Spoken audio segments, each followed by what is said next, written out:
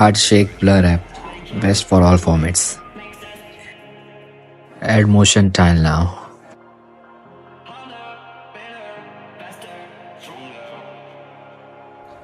Add auto shake.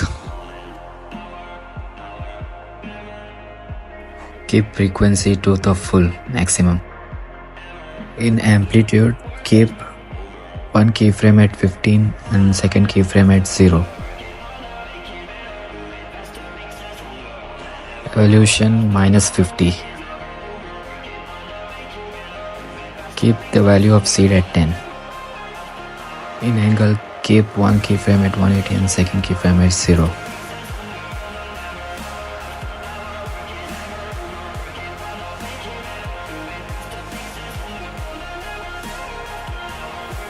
Keep slack at 0 and Z-shake 1. Now copy this graph in angle.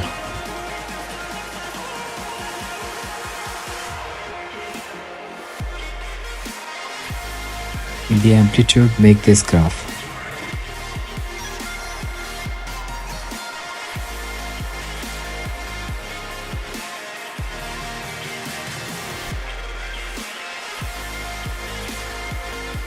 Now copy the effects and paste it in the other layer.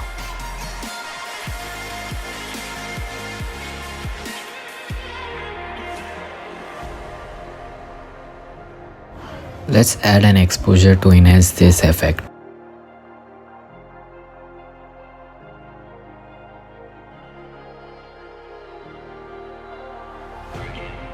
Add 2 keyframes in exposure, one keyframe at 20 and 10.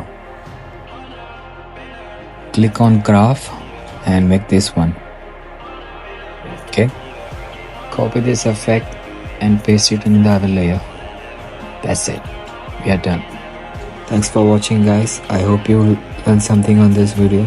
Don't forget to subscribe. See you in the next video. Bye.